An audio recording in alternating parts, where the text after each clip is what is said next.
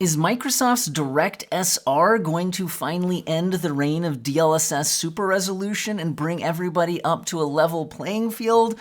Well, we have some information we need to talk, but also in today's news video, we have videocards.com doubling down on their information about a 7900 GRE launch into the US and I believe worldwide markets beyond where it's been currently limited in availability and hitting a $549 price point, apparently 2 days from filming.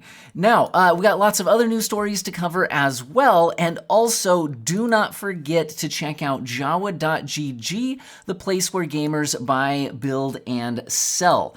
I can get you $10 off your first purchase at Jawa using code OWEN10 when you follow the link in the pinned comment and or video description. Now, what is Jawa and what can they do for you? So again, it's a place where you buy, build, and sell your PC components. You can list parts yourself. You can also take advantage of a hassle-free instant offer on your GPU, removing the wait time and having to do all the listing. And they can even offer pre-built systems at a wide variety of price points and performance levels to meet your needs. And again, you can just search listings for used parts and find all sorts. Guys, honestly, a lot of times the best deals in PC building are in the used market. So definitely check that out. And they do have extended return policies. They have, again, the ability to list and sell GPUs. And they even have a Discord community. The last I checked was over 10,000 members where you can talk and get recommendations from their gaming experts. So again, follow the link in the video description and or pinned comment. And don't forget, you can use code OWEN10 to get $10 off that first purchase at Jawa.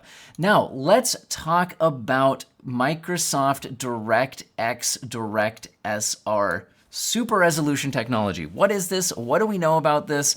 I'm seeing articles from WCCF Tech. I'm seeing articles from videocards.com and others.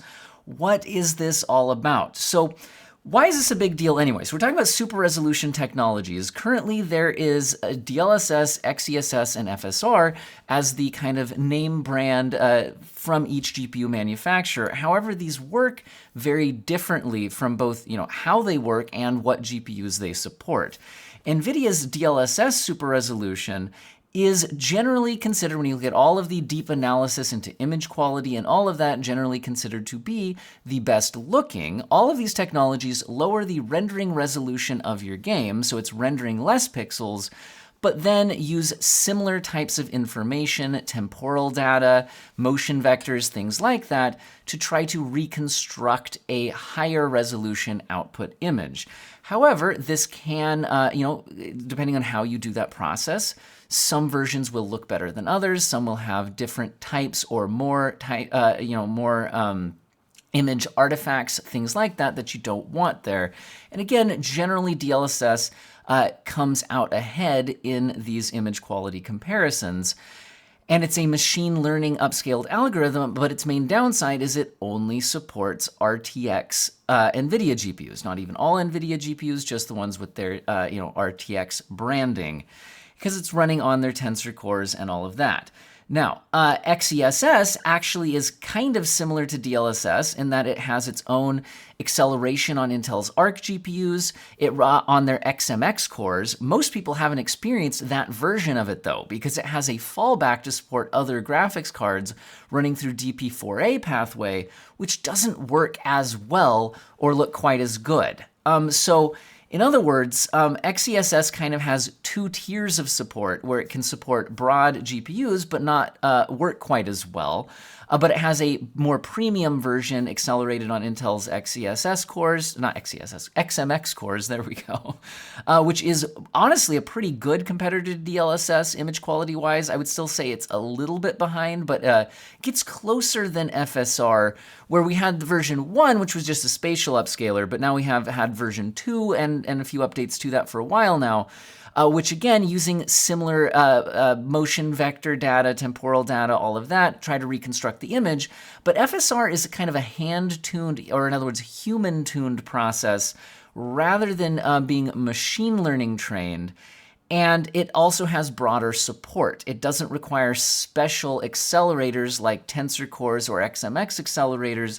It just runs broadly on all somewhat modern GPUs.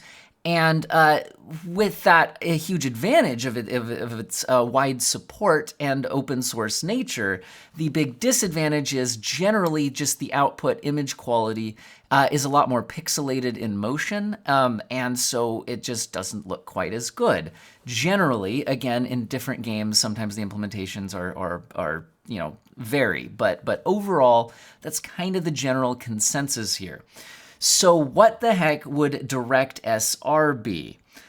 So DirectSR is a name we're getting from a GDC 2024 listing, which is, looks like actually videocards.com has a little typo here. This is Game Developer Conference, which is, again, kicking off on March 23rd. Now, if you check the GDC schedule of events, what we see is this listing. So DirectX State of the Union featuring work graphs and introducing DirectSR presented by Microsoft. Now, DirectSR certainly sounds like a super resolution technology going in a DirectX version. And so do we have any other info about this at this point? So if you read the little blurb we've got here, it says the DirectX team will showcase the latest updates, demos, and best practices for game development with key partners from AMD and NVIDIA. So apparently AMD and NVIDIA will be part of this this presentation. They talk about work graphs are the newest way to take full advantage of GPU hardware and parallelize workloads. But then we get to this. Microsoft will provide a preview, so it wouldn't be a full launch at this point, but a preview into DirectSR, and they specifically say making it easier than ever for game devs to scale super resolution support across Windows devices. Finally dive into the latest tooling updates for PICs. Okay, so the exact phrasing of this is interesting. They will preview into DirectSR, which, again, makes it easier than ever for game devs to scale super resolution support across Windows devices. So when I'm reading this, I'm curious, is DirectSR its own super resolution technology that would then compete with or replace the need for DLSS, FSR, and XeSS? Or is it going to be just some way to make it easier to integrate support for those technologies that we already have? Because I feel like you could read this a couple ways like that, right? To make it easier to scale super resolution support, like scale support across these three different technologies. Because, again, all of these technologies take similar inputs to produce their output, right? They're all just kind of different ways to achieve a similar job using similar inputs. So is this just trying to make it easier for a game developer to basically say, okay, just put DirectSR in here, and then the individual GPU makers will then run their program through this? In other words, does it just make it easier to implement all three of these technologies together if you're implementing one of them? So, in other words, is it like a layer making it easier to support these three? Or what I think would be a lot more interesting, is it a competing technology from Microsoft that would be more platform agnostic? And just kind of, in other words, what I'd like is something that's nice and scalable like FSR, but like with more similar quality to what we get out of DLSS and XeSS. I don't know.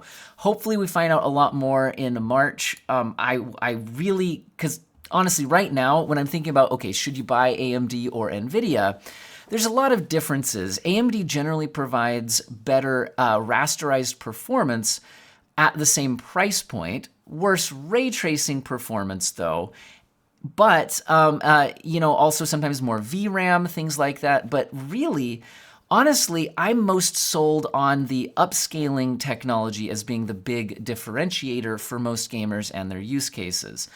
As ray tracing matures, it might become more important over time, and it already has, but still, a lot of games, it's not that big of a deal or it isn't in there yet.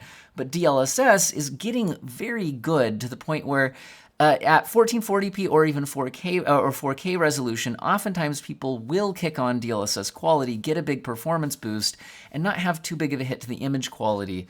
And it's a little harder to just always want to do that using FSR. So I think either FSR getting improved to compete better with these levels of upscalers, or maybe something like DirectSR being that type of replacement for the market, I think would be huge. We'll have to see what comes of it. Now, speaking of AMD offering more rasterized performance and VRAM at a similar price point, that brings us to this. So I had already, about a week ago, reported on videocards.com saying that they had at least some information from retailers saying to expect a 7900 GRE launch in the United States by the end of February. Well, now videocards.com is coming back with what appears to be the kinds of slides you would see from an AMD like review guide when they're launching a new graphics card. And videocards.com is claiming that these slides' source is directly from AMD. So, when videocards.com has made claims like this and shown materials like this in the past, these generally have been accurate. So, with that in mind, videocards.com is saying that on February 27th, so 2 days from the time of filming, we will have the 7900 GRE at $549 into more of the world than it currently is. The GRE was limited to the Chinese DIY market, although was available to system integrators, so pre-built systems, on a wider scale, kind of throughout parts of Europe. But like me in the United States, had absolutely no access to a 7900 GRE. So with the price point coming in at $549, that puts it at exactly the same MSRP as the updated MSRP for the 4070 non-Super. So how would they stack up? Well, the 7900 GRE will be a 16 gig, these do already exist. It's a 16 gigabyte graphics card with 80 compute units. This is now AMD's slide, at least according to videocards.com. This is a leaked version, they claim, of AMD's claims for performance versus the 4070 non-Super, which again is a 12 gigabyte, $549 card, so you're offering more VRAM, and they are claiming 14% more performance per dollar. If they're at the same price, that basically would mean 14% more performance at the same price. They're saying that on average. Now, that's in these, games and all of that, so we would want to see, more testing. There has been testing of the 7900 GRE, but what could be interesting here with this launch is that videocards.com is mentioning that there's going to be a whole bunch of 7900 GRE board partner cards here that were not previously available. So when this was kind of a Chinese market exclusive, there were only a few models of it available. Now we're seeing a wider variety here, and that could be a big deal because one of the issues comparing the 7900 GRE with the rest of AMD's product stack is that while it has almost as many compute units as the 7900 XT and way more compute units than the 7800 XT, it comes in at a similar power board power number to the 7800 XT and significantly less than the 7900 XT. And again, it has the memory bandwidth cut down to be a 256-bit bus on 18 gigabit per second memory, as opposed to the 320-bit bus on 20 gigabit per second memory for the 7900 XT. So the memory bandwidth is a significant downgrade from the 7900 XT, along with that board power. So what could be interesting is if some of these partner cards are able to up the power limits significantly? And if they do, could you take better advantage of all of those compute units? And could you get better advantage of, maybe some kind of a memory overclock, that kind of a thing? So it will be interesting to see if performance numbers this time around with some of these cards might be better than what was initially seen with the Chinese launch. I guess I should also mention, if you're wondering, what the heck is with the GRE? That is Golden Rabbit Edition, since it came out as a Chinese model during the year of the rabbit. So that's where we get the GRE branding and all of that. So that's an interesting leak. We'll have to see if it pans out in a couple of days. It certainly is interesting to get even more competition in this price point. I just wish further down the product stack we would be getting more competition in like the $300 to $400 range, because that's the area that doesn't seem super exciting at the moment. Now, do we have any news from NVIDIA before we wrap up the news video? Well, NVIDIA says next-gen Blackwell GPU supply to be limited as AI demand swells to new heights.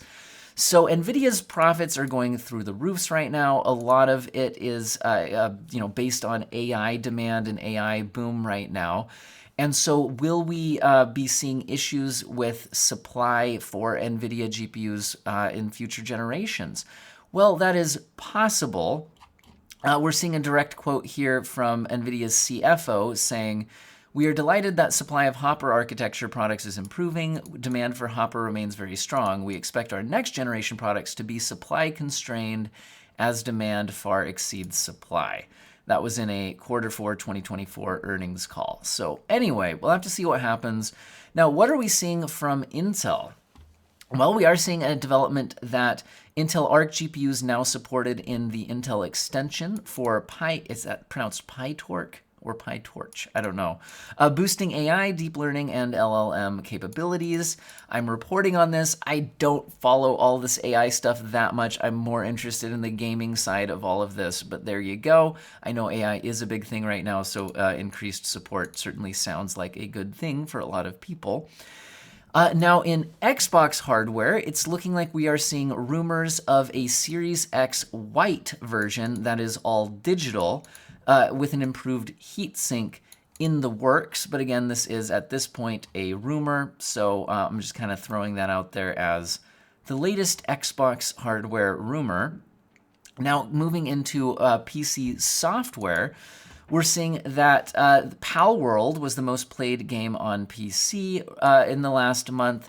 Tekken 8 was January's top new premium game, although that's not specifically just on PC. And while Palworld was the most played game on PC, it was the third most played game on Xbox. So this is a WCCF Tech article, but the information is apparently coming from NPD Group. Well, I guess they used to be called NPD Group, but are now named Circana. Anyway, by the way, all my sources will be linked in the video description today if you want to take a closer look at any of this. Now, the latest game here thrown under the bus by WBD Brass, saying it's fallen short of expectations. I'm not sure if I should say this out loud because apparently I've heard that in the YouTube algorithm, that word can harm your video. I don't know. But apparently, not everybody wanted this group of anti-heroes to just be turned into a looter shooter. That might not have been what they were looking for, and that has fallen short of expectations. So, shocking. Maybe make games people want to play, not games designed to extract money infinitely in a live service environment. But anyway, I'm also seeing reports of a Age of Mythology retold. So like a remake of Age of Mythology launching this year on PC and Xbox, which is nice. And again, don't forget to check out jawa.gg and use code OWEN10 for $10 off your first purchase. Now, a huge thank you to viewers, commenters, subscribers, and especially channel members who have clicked the join button to fund the channel directly financially. Huge thank you for the support. I know not everybody's in a place to do that, so absolutely no hard feelings. And you get occasional, early access to videos, as well as it's easier for me to see your comments, and there's little member badges on the comments and things like that. Pretty cool stuff. Check it out if you can, and I hope all of you have an excellent day.